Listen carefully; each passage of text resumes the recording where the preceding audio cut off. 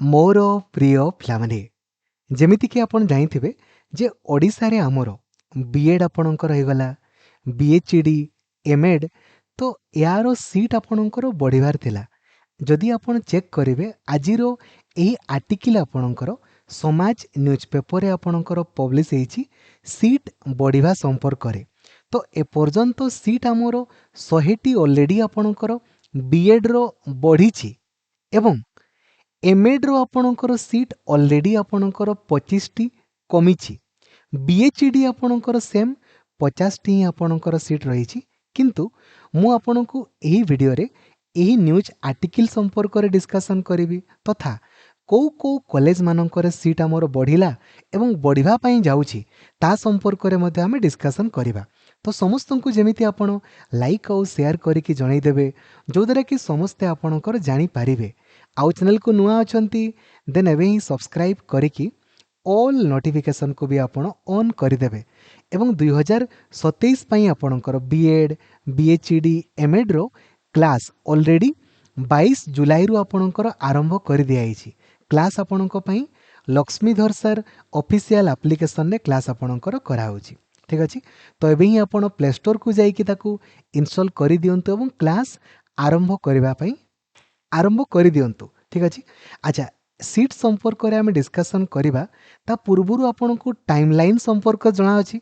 आपण जानिथिबे जे BEd बीएचडी MEd रो choice locking already आपणकर सरी जाइछि।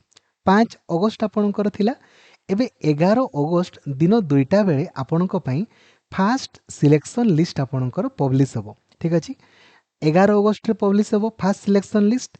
20 अगस्त दिन आपणकर सेकेंड सिलेक्शन लिस्ट पब्लिश आपणकर हबो एवं 28 अगस्त रे थर्ड सिलेक्शन लिस्ट आपणकर पब्लिश हबो। डेट संपर्क रे मु कहिली एबे पॉइंट को आपणकर आस्ते सीट संपर्क रे हला। तो देखंतु पूर्वरु आपण जानिथिबे जे जदि आमे आपणकर कहिबा बीएड पई हला बीएड रे सीट आपणकर थिला 2400 गोटी हला।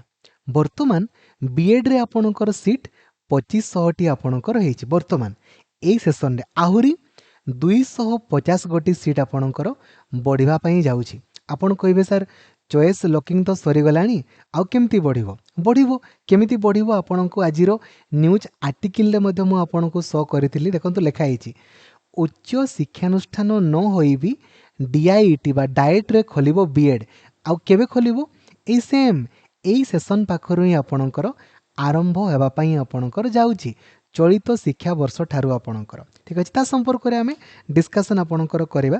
तो आपण जानि गले सीट संपर्क रे एबे देखंतु एमएड रे सीट आपणकर थिला 300 गोटी थिला हला। वर्तमान सीट 275 गोटी अछि। वर्तमान 25 टी सीट आपणकर कमी गला। बीएचडी रे आपणकर सेम 50 टी आपणकर सीट रहिछि। ठीक अछि। एबे बीएड रे को जगह रे आपणकर सीट बढ़ला ता भी आपण देखि दियंतु हला। हमरो अनुगुल रे आपणकर सीट पूर्वरु 150 टी थिला। वर्तमान 200 गोटी आपणकर सीट अनुगुल रे आपणकर हे गला माने 50 टी सीट आपणकर बढ़िला। सेमिति नलिन देवी कॉलेज रे आपणको पई सीट 150 थिला। वर्तमान 200 गोटी आपणकर सीट हे जाइछि माने एथिरे मध्ये 50 टी सीट आपणकर बढ़ि जे सरमोट पूर्वरु थिला 2400 वर्तमान आपणको पई 2500 टी आपणकर बीएड रो सीट आपणकर हेछि। वर्तमान आहुरी बढ़ि भला एवं एमएड रे देखंतु माने सबु कॉलेज रे 5 लेखाय सीट आपणकर कमिछि। किंतु उत्कल यूनिवर्सिटी रे आपणकर सेम 50 टी आपणकर सीट रहिछि। ठीक अछि। तो बीएड रे सीट 100 टी बढ़िछि एमएड रे 25 टी कमिछि बीएचडी रे आपणकर सीट सेम आपणकर अछि। ठीक अछि। सीट संपर्क रे मु आपणकर वर्तमान कथा आपणको कहिली। एबे आजिरो जो न्यूज आर्टिकल पब्लिश हेछि ता संपर्क रे मु आपणको कहया पई जाउछि। देखंतु एथिरे कोन लेखा हेछि ना लेखा हेछि जे चलित शिक्षा वर्ष ठारू 5टी जिला शिक्षा और प्रशिक्षण प्रतिष्ठान डाएट रे बीएड पाठ्यक्रम रे पाठ पढ़ा निमंते सरकार निष्पत्ति नहीं छंती।